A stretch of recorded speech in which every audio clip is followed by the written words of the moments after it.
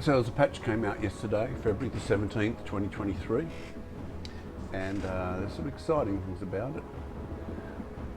I've just done a spiritual assault run, and I'll put that in the link below, just with the new changes. I got lucky in one run. I did 3 runs to get several things, which I'll point out here. I'll just go across to and I did 3 R8s, which there is a bug introduced with the patch that's undocumented. And I have sent information to Gunfire Reborn through the email that they list at the top of the page, but hopefully they fix it, because it is a bit of a game breaker. If you get a certain challenge on the boss, which you often do, I got it in 3 runs on 3 characters. Talk about that. Let me go across to the patch notes here and have a look down, just a quick discussion on things that I thought were highlights. So, spiritual blessings are some new ones. I have seen them in the game. You've got counter violence, which you can see there, that one crit X has 50% chance to become a crit hit. Skilled trick, every time you use the weapon skill, plus 20, use the weapon skill, plus 20% lucky shot. But the arm caster, 50% skill damage for every 1 crit X is interesting, on the weapon you're holding, not off weapon. I like spores, so I wouldn't be combining, the one where you can combine your crit X, but if you do a skill-based run, that could be something you'd use. Ultimate firearm, I do like the changes here, old to new, because it was a bit lackluster, and that's why they've upped it. I have done it, and it was a bit hit and miss, but what they're saying here is there's 75% chance, and you'll see when you choose that, orange weapons all over the place dropping, but they might not be the weapons you want. And that just means there is at least one elusive inscription, the orange ones, that can be really overpowered. I don't use painkiller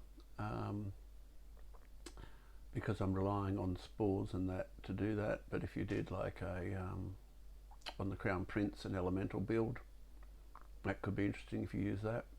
I just did a run on Spiritual Assault, got very lucky on the bunny. I did 3 just to see what was new, and in one video, which I'll put in the link, I got all of the changes, which was really fun, especially the challenges that were new. So one thing they've done here, while interacting with the Peddler, Craftsman, Mysterious Chess, players are immune to damage and CC. That's always the case in solo, so I'm presuming that is the case now for co-op runs. You can always just go up and pause the game in solo. That's the benefit of it. I think it's actually easy to work out. I also do have a whole playlist of how to beat Spiritual Assault on every hero, and nothing of that has changed with these changes. They've just added some extras to make it a bit easier. So there's things called Spiritual Seals. They drop randomly from enemies, I noticed, and that's in the video as well. I stop and pause. The way you pick it up, and I couldn't work out at first to work out which one I picked, so you have to read it, and you've got lots of enemies after you, but you can pause the game in solo, and then you press your C, and it will show you all your scrolls, and to the left of the scroll it shows you in there. You can mouse over it and see which one you've got. So it can be acquired by defeating enemies, and then it's a one-time use thing. You press your G on the PC, or X it seems on the controller, though I don't play controller, and for 20 seconds, or whatever you've got, it's usually 20 seconds, 10 seconds for that one. So I've got Perishing Snap. That's not a game changer because I'm destroying everything anyway. I got a way of, my concentrator means that I get spore weapons and Geminis dropping at level 1 or 1 minute in when the first craftsman appears, and then I start one-shotting everything and melting the elites and so forth. I get stronger and stronger as I upgrade my shotgun, my Wild Hunter Argus. Anyway, there's videos on that.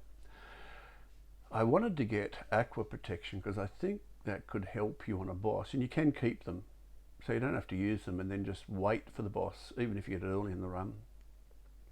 And it could mean that you get a boss kill. If you get a big hit, you press that, and you've got 20 seconds to down it or recover your shield or whatever you need to do in a no crap moment. I have lots of movement speed on the bunny and that, and I always want but that could be helpful, but it doesn't seem like a game changer, that one. It's only 20 seconds for movement. So it's like you get cornered and run away, I suppose, but that doesn't happen if you know how to play that properly. Again, I don't think that's just more of a CC, freezing them. Maybe you can freeze for 10 seconds and get an elite down, but I didn't get that. I did get spray feast and perishing snap often. Again, short amount of time, so you'd keep that for a boss just to try to nuke. I got unlimited mana and took that to the boss just to see and forgot to use it, but then showed it off afterwards, and I got my shield up from 120 because swords are out, gives you increased shield on use of your sword, you know, your primary E skill, and I got it up to like 780 or something, and that's in the video. But I also got 2 of these in the one run. Now the first one is it's like the treasure guy you get. It splits into clones, but the first one he doesn't split into a clone, and I killed him very easy. It's not everywhere running around. And then I got, you just get the message that challenges there, and I've timestamped those in chapters, so you can just bump to those, and I'll put it in the list down below. But that meant I killed one, but I saw the challenge wasn't complete. And it didn't have the name of it, and I thought, oh, that might be the other. And I saw yellow icons you see around the map, and I just did a quick circuit on the map. I had ostrich boots. Bunnies move fast in a way because we're killing enemies along the way, and I had normal speed, I think. So I flew around and killed all 5, and that was a bit of fun, and that's in the video. And they dropped there's just lots of scrolls dropped, so you might get some really wonderful scrolls that help the run. These ones down there, I think there's some welcome changes there. Air Surfer I don't really like, just jump. It used to be jumping in the air, but now it's not just jumping. Oh, actually, that old's not correct. It was jumping in the air and getting like 50% damage for that time, weapon damage. But now it's jumping in the air and getting the 50% weapon damage. That was on there before. And skill damage, but now it's minus 90% damage taken when in the air, and you get an extra jump, so you're in the air more often. So that's really worthwhile. You get that and a stone skin or something, which is another 30% reduction, and that could really mean, if you haven't got a lot of defensives, that could be a game changer. That's just not really for solo play. What's the other one that really stood out to me? Copycat. I think Copycat's really strong, especially in Act 3 and 4. Obviously, I'd choose Fake Death, the one below it, above that, on the 2nd and 3rd mushroom, because it's a game changer. Now, I did it yesterday. Usually in Reincarnation runs, it's a pretty long cooldown. They've dropped it to 45 seconds, and that's wonderful.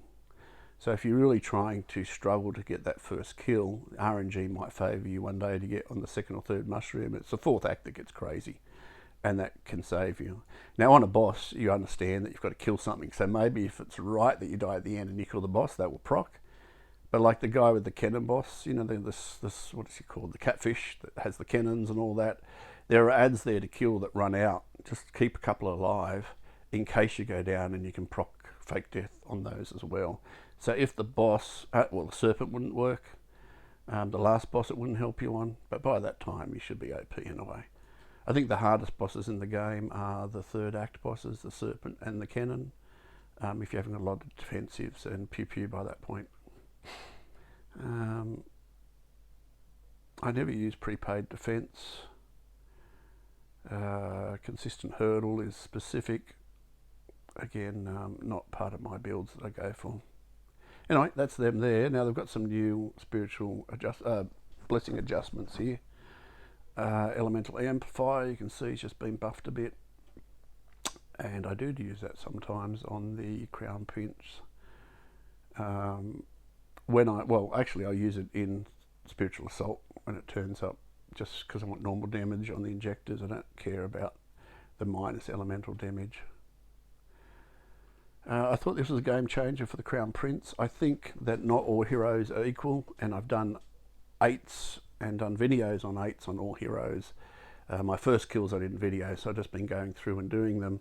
And it's one of the harder survival ones, early on especially, till you start to get some ascensions and things. But if you can get some extra orb casts, it now has, whenever you do a cast, oh crap, you get hit, 60% recharge speed increase, minus 60%, so the delay, which is a little bit, it's reduced over 50% of the weighting, and the recharge cannot be interrupted for 6 seconds.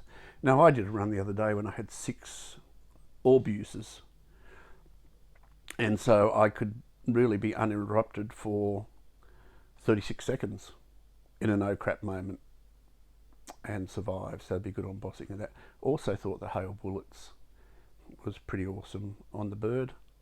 I don't use the break armor build, but I do use hail bullets, and lucky shot chances jumped right up there.